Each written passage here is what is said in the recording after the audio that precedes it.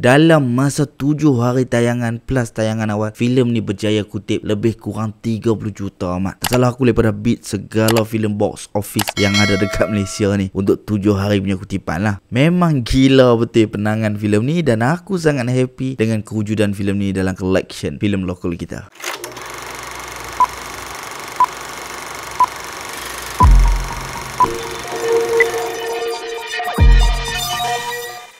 Assalamualaikum dan selamat datang ke YouTube channel Mak Don. Sekali lagi dengan aku Mak Don, dan hari ni kita nak sembang tentang sebuah filem lokal box office yang tengah orang kata membara di pawagam. Dia punya penangan tu memang kau-kau, iaitu filem Blood Brothers. Filem ini diarahkan oleh Syafiq Yusof dan juga Abilas Chandra. Ini merupakan, tak salah aku, gabungan kedua mereka selepas filem Polis Evo 3. Tapi dalam Polis Evo 3, Abilas Chandra bukanlah pengarah tetapi penulis skrip. So dalam filem Blood Brothers ni pula, Abilas Chandra juga merupakan seorang penulis skrip bersama-sama dengan Ghazwan Tomasi, Ayam Farid dan juga Ashraf Modizain. Diteraju oleh barisan pelakon yang memang mempunyai aura dan karisma tersendiri seperti Shahnaz Ahmad, Syafiq Kal, Syukri Yahya, Syazwan Zulkifli, Emilia Henderson, Andy Teh, Irfan Zaini, Wan Hanafisu, Zamarul Hisham dan ramai lagi. Filem ni berkisarkan kisah hidup Arif yang kena rekrut dengan gas untuk join satu syarikat keselamatan di bawah naungan ketua mafia Naga. Satu hari, Arif dituduh sebagai pembelok kumpulan tersebut sampai buatkan dia diburu oleh kesemua ahli keluarga Naga. So the rest of the film tu hampa kena teroka sendirilah mak, macam mana Arif cuba cari jalan untuk keluar daripada orang kata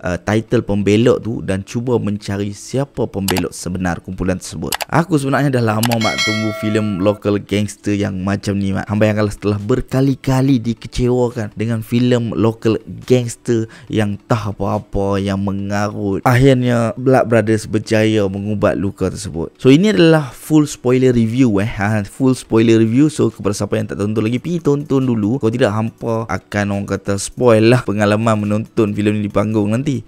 Dan kalau hampa nak tonton yang non spoiler review, aku ada release dekat TikTok, Instagram, Mak Don dan juga Facebook page. Boleh check it out dekat situ. So untuk full spoiler review ni, macam biasalah aku akan terangkan apa yang aku suka tentang filem ni dengan lebih detail lagi dan juga apa yang aku rasa boleh improve dalam filem Blood Brothers ni. So first, lakonan para pelakon Blood Brothers dalam filem ni memang top notch. Daripada Shahnaz Ahmad kepada Syafiq Kal kepada Syazwan Zulkifli and Syukri Yahya, semuanya memang top notch, memainkan peranan mereka dengan bagus. Especially aku nak bagi tahu someone yang aku rasa scene stealer jugalah, iaitu watak gas waktu muda, lakonan Mokhtar Mohsin. Man, this boy memang deliver. Even for a short flashback waktu dia mainkan watak gas muda, dia berjaya orang kata sampaikan apa perasaan gas waktu muda tu feel, sampai membuatkan atau membentukkan jati diri gas waktu besar tu. Dia berjaya buktikan lah. And aku dapat info kata ini adalah dia punya first orang kata debut untuk filem. Sebelum ni dia banyak teater. So aku harap lepas ni dia dapat chance lagi untuk berlakon di layar perak and keep growing. Kemudian Syukri Yahya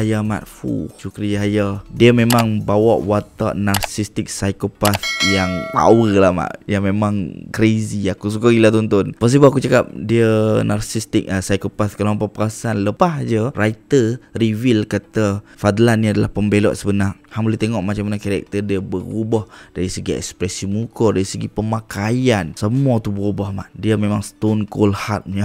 Sebelum ni dia pakai all black untuk tunjukkan yang dia tu adalah part of the team, tapi lepas je dah reveal kata dia pembelot, dia terus pakai something yang dia memang own the throne lah, nak bagi tahu, you know, daripada putih ke merah, semua tu supaya dia punya karakter lebih pop up. Abang kata dia lain, dia nak abang kata dia tu ketua. Memang menjadilah man. Kemudian aku nak cakap pasal visual dan juga camera movement yang disajikan kepada kita oleh DOP dia, iaitu Nicholas Chin. Bukan saja babak aksi je dia buat dengan baik mat, tapi babak suspense or intense pun dia berjaya sampaikan dekat penonton. Ada dua babak favorite aku dalam Blood Brothers yang aku rasa Nicholas Chin berjaya convey the suspense ataupun the emotion dalam babak tersebut. Satu, waktu babak Sheila kena bunuh tu mat, ada satu shot tu dia ikut Ayah Zul daripada belakang. Ayah Zul nak menuju ke bilik Sheila tu kan, dia punya tracking tu mat, menuju ke bilik Sheila memang nice dengan sound yang di slow-mo punya movement. Kemudian watak Fadlan tengah menggila suruh cari siapa yang buat apa semua ni. Dan sampai je ke bilik Sheila tu, aku ingat kamera nak pan tunjuk muka Ayah Zul, tapi tak, dia terus continue menuju ke kedudukan Gus dan juga Sheila waktu tu. And emotion tu keluar daripada raut wajah Gus, berlinang air mata apa semua. Oh my god, memang puitis lah aku beritahu. Satu lagi babak waktu Fadlan kena held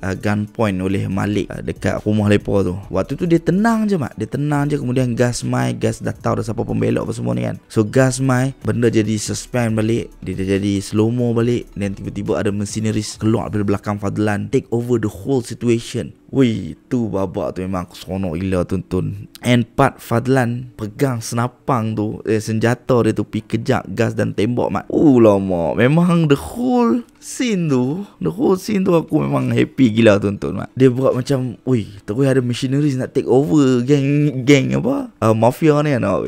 Aku happy gila tonton dua babak tu. Banyak babak aku happy tonton, tapi dua babak yang aku mention tadi adalah my favourite scene dalam Blood Brothers. Itu untuk babak yang bukan action lah. Untuk action mostly memang cantik mak. Visual yang cantik, pergerakan kamera yang lancar, buatkan macam aku rasa tengah tonton action sequence daripada filem John Wick mak. Nicole scene memang memang terbaik. And also kudos to team Defenders yang berjaya craft action sequence, yang berjaya choreograph action sequence yang cantik dan menarik. Now aku nak cakap pasal suntingan dan juga sound design. Sebab dua benda ni ternyata menguatkan lagi sesebuah babak dalam filem Blood Brothers ni. Kudos tu barisan editor Daniel Mahmad, Ablis Chandra dan juga Syafiq Yusof. Sebab fighting sequence dalam filem ni dia sunting dengan baik mat. Dia tak kacau mata hang, dia tak bagi hang macam cacau mabak clutter punya editing tu. Tak ada, dia cantik, smooth je mat. And also bila my part time suspense or intense tu, editors tahu dekat mana nak potong frame seterusnya supaya scene tu sampai kepada penonton. Dan pada masa sama tak ganggu emosi kita waktu kita tonton. Maksudnya time kita duk rasa intense tu kan, dia tahu nak fokus kat muka siapa, dan dia tahu durasi yang mana cukup untuk buatkan kita rasa macam okay, tak terlalu panjang, tak terlalu orang kata sat sangat kita tengok reaksi muka lepa, tak ada. It's just nice. Transition daripada satu babak ke satu babak memang smooth mat.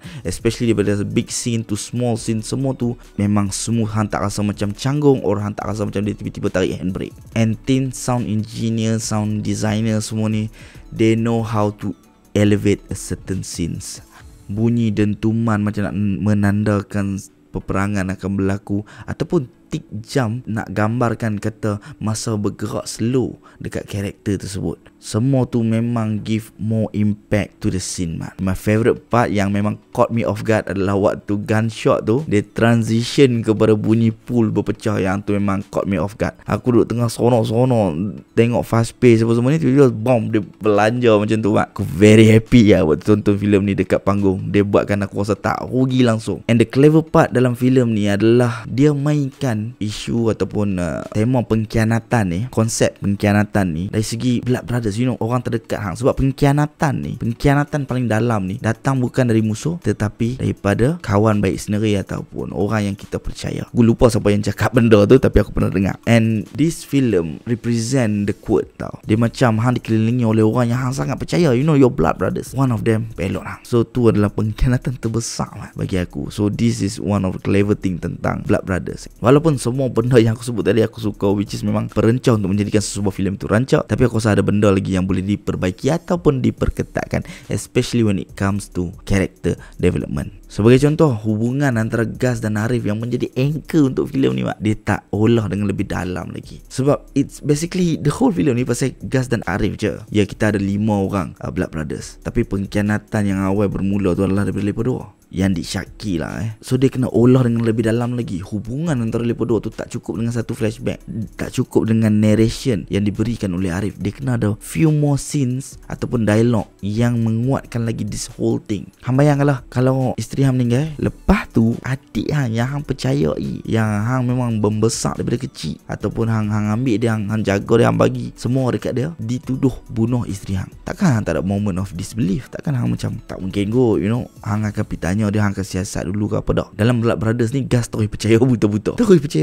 Mak. Aku tahu ada few hints yang dia macam nak syak wasangka dengan Arif, tapi tak kuat. Dia kena kuatkan lagi benda tu, baru moment of disbelief tu boleh hilang. Kerana dari dulu dia memang syak Arif ni ada apa-apa dengan bini dia, ataupun dia tak percaya dah. Dia dah kepercayaan dia tu dah berkurangan. Tu baru bila ada babak pengkhianatan, benda tu make sense. And also aku tak faham, ada je part yang macam hang tak payah fight pun. Contoh bila Arif dah tahu siapa pengkhianat sebab dia dah tarik topeng kawan tu, then Gus mai. Instead of pi lawan dengan Gus, hang boleh je kata ni Pablo yang khianat. So of course lah, bila kawan tu dah memang shock hang, kata hang bunuh bini dia, takkan dia nak percaya bulat-bulat kan. Tapi dialog tu boleh jadi throw yang pertama. So bila dia throw, Gus tak percaya. Gus kata you memang just nak alih pandangan, nak tuduh orang lain pun semua, apa mengaku je lah ke apa kan. So daripada situ barulah action start. Sebab hang dah tahu jawapan hang, Gus memang tak mau percaya hang, tak nak jalan lain, hang terus pergi belah dia sebab nak selamatkan abang. At least hang throw dulu dialog tu. Kemudian bila Syazwan Zulkifli punya watak Jaki play the video, then barulah dia start earn trust Arif tu balik. Jadi aku rasa kalau writers dia ketatkan lagi hubungan dinamik antara Gus dan Arif ni, aku rasa dia boleh bagi impact yang lebih mendalam kepada penonton. So guys, kalau hampa tak pergi tonton lagi Blood Brothers, please pergi tonton sebab filem ni deserve your hard earned money and also your massive support, sebab dia betul-betul mengangkat filem lokal ke satu tahap yang lain. Aku memang happy gila waktu filem ni dah ditayangkan dan sedang ditayangkan, sebab dia bukan saja mengubati luka aku yang lama, tapi juga memberi harapan kepada aku, kata kita boleh dapat satu filem action yang bagus. Dan bagi hampa yang dah tonton Blood Brothers, apa pandangan hampa? Drop down your comment, share your thoughts. Jangan lupa subscribe, road to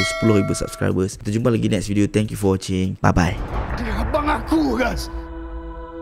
Haris suruh aku apa?